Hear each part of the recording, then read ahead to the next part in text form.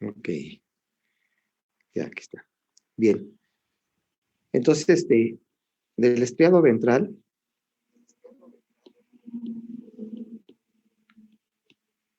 dijimos que lo forma, ¿qué núcleo? Accumbens.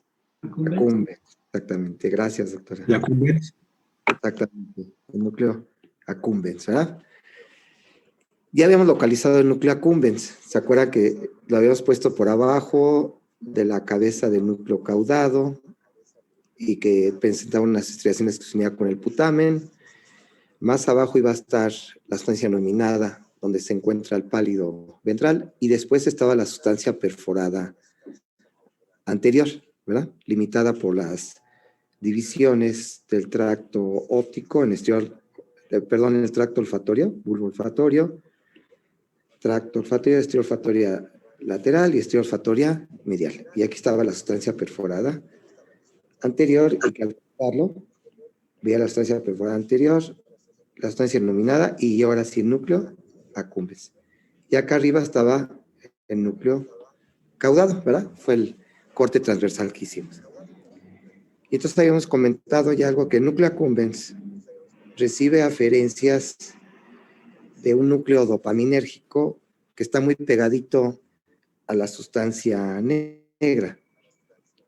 ¿Alguien se acuerda cómo se llama ese núcleo?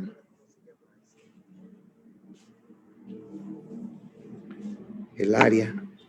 ¿El área tegmental ventral? Segmental. Exacto. Es el área tegmental ventral, ¿verdad? Entonces alguien nos llega a preguntar, oye, los dos sitios donde se produce mayor cantidad de dopamina sería sustancia negra y el área tegmental ventral. La sustancia negra se degenera en la enfermedad de Parkinson, ¿sí? La enfermedad de Parkinson idiopático, que se desconoce la causa, se empieza a degenerar esta sustancia negra y entonces disminuye la conexión de las sinapsis nigroestriadas que actúan en los receptores dopaminérgicos D1 y D2 y daba la sintomatología de enfermedad de Parkinson, con temblor de reposo, lentitud en sus movimientos, bradicinesia. Ya ven que tienen también una marcha muy característica, donde tienen flexión del tronco, pierden el balanceo de los brazos al caminar, que ven que es normal, se pierden ese balanceo, ¿verdad? Y es la clásica marcha parkinsoniana que ya van a ver ustedes cuando llegan al hospital. Entonces son las características cuando se degenera esta sustancia negra. Bien, aquí tenemos que el área tegmental ventral se conecta al núcleo accumbens, y también había dicho que el núcleo accumbens se comunicaba con regiones del lóbulo temporal que tienen relación con el sistema límbico. ¿Alguien se acuerda qué estructuras? ¿Con el hipocampo? Exactamente. Pues tiene conexión con el hipocampo y con el núcleo que rige nuestras emociones, que se encuentra ¿Amigdalino? exactamente el núcleo amigdalino. Esas son las principales aferencias que recibe este núcleo accumbens. Podríamos hacer un esquema para ir representando el núcleo accumbens. Vamos a colocarlo aquí en esta zona, ¿verdad? Y gustan para que anterior, miren, este es el bulbo olfatorio, el tracto olfatorio, la estría olfatoria lateral y estría olfatoria medial. Para que más o menos sepamos dónde andamos, ahí está el núcleo accumbens. Vamos a colocar el mesencéfalo para representar el área tegmental ventral. Aquí estaría nuestra área tegmental ventral. Y salen las fibras del área tegmental ventral hacia el núcleo accumbens. Pero también vemos que del núcleo amigdalino y del hipocampo, que están en el lóbulo temporal, salen fibras que se van a comunicar también con nuestro núcleo accumbens. Ahora, este núcleo accumbens tiene la característica que se va a proyectar hacia el pálido ventral. Es decir, la sustancia innominada, donde dijimos que se encuentran los núcleos septales y el núcleo colinérgico prosencefálico y estaba el núcleo de la banda diagonal. Esos son los núcleos que constituyen la sustancia denominada. Núcleos septales, núcleo colinérgico prosencefálico y el núcleo de la banda diagonal, que antes se llamaba de Broca, ahora simplemente núcleo de la banda diagonal. Entonces existe una íntima relación entre el núcleo accumbens y estos núcleos que forman en su conjunto el pálido ventral en la sustancia innominada. Y de ahí se va a proyectar el pálido ventral y también se dice que el mismo núcleo accumbens se va a proyectar a la corteza cerebral.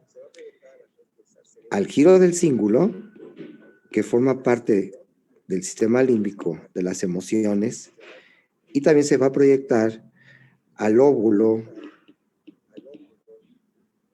orbitofrontal,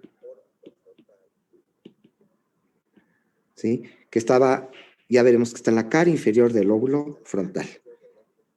Entonces, quiere decir que vamos a poner aquí el cíngulo, y entonces este núcleo accumbens y el pálido ventral se van a proyectar al cíngulo y se van a proyectar al lóbulo orbitofrontal, que es la cara inferior del lóbulo frontal. A lo mejor por ahí han escuchado unos experimentos en donde se colocan pequeños electrodos en una ratita. Vamos a hacer aquí la ratita, ¿verdad? Y entonces se observa que estos electrodos que se le colocan a la ratita están en esta área del núcleo accumbens. Y este estimulador que se le coloca a la ratita está conectado a una palanca. Y entonces la ratita aprende que al estimular la palanca, aparentemente había una sensación de placer en la ratita. Y esta sensación de placer se concluía porque la ratita dejaba de alimentarse, dejaba de tener otra actividad y seguía estimulándose. De hecho, las ratitas llegaban hasta fallecer por inanición. Alguien dirá, pero murió contenta, ¿verdad? Esa sería la interpretación. Posteriormente se observó que a nivel de este sitio se producía una sustancia que es la dopamina, porque después hubo un experimento muy interesante donde ahora, en lugar de haber una autoestimulación eléctrica, ahora iba a haber la autoadministración de sustancias que provocan placer en el ser humano. Y entonces se ponía sustancias como sería metanfetaminas, heroína, y tenía el mismo efecto. Entonces, qué curioso, la estimulación eléctrica de esta zona, así como la administración de sustancias que provocan adicción, también tenían el mismo efecto que la estimulación eléctrica. Posteriormente se hicieron estudios que se llaman de microdiálisis del cerebro, en donde se le administraba a la ratita por vía intraperitoneal estas drogas, como morfina o metanfetaminas, y en el cerebro de la ratita, en esta zona, se infiltraba solución y después se sacaba esta solución por otro conducto. De tal manera que se hacía una microdiálisis, donde pasaba esta solución isotónica, y después se hacía un estudio, ¿sí?, de esta misma solución y con qué se había mezclado en esta misma área. Y ahí se fue donde se descubrió que efectivamente lo que estaban produciendo la presencia de estas sustancias adictivas era un incremento de la dopamina. De ahí que se diga que este neurotransmisor pues, es de los más importantes para lo que sería el deseo y para la motivación.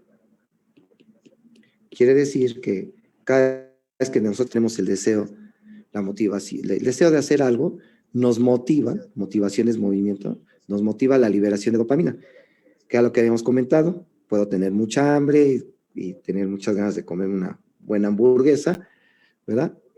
Y la dopamina la liberación de dopamina en estas áreas va a estimular a mi región orbitofrontal y el área del cíngulo. Se dice que esta área del cíngulo es el área de la motivación. Es nuestro motor. Está muy activo cuando nosotros estamos buscando algo. Cuando, por ejemplo, si estamos muy motivados, ¡ay, la clase de anatomía! ¡Ay, qué padre! O sea, no es cierto, ¿no? Pero estoy esperando ansiosamente la clase de anatomía y estoy liberando, ¿qué? Dopamina, y es lo que me motiva, ¿verdad? Aquí es donde se presentan, pues, las áreas del enamoramiento, ¿verdad? Entonces, puede estar uno muy enamorado de una persona y no importa que la novia viva al otro lado del mundo, ahí va uno hasta el otro lado del mundo para ver a la novia, ¿verdad? Que es el enamoramiento, y es la dopamina la que está provocando esa motivación de desplazarse, ¿verdad? Es la sensación de deseo, motivación, y esto va a provocar placer. Una vez que puedo yo realizar la acción y tener el alimento, en este caso, por ejemplo, la hamburguesa, ya siento placer. Y da baja los niveles de dopamina y así vamos por mareas durante el día. Estas liberaciones de dopamina es lo que van provocando la motivación. Bien, entonces se descubrió que efectivamente estas áreas tienen que ver con la dopamina y se denominó el sistema de recompensa, ¿verdad? Estamos hablando más o menos de 1958, que fue cuando se empezó a descubrir este sistema de recompensa, de la motivación y del placer. Muy bien. Entonces, esto sería lo que yo quería compartir con ustedes en relación al área tegmental ventral, su proyección, ¿sí?,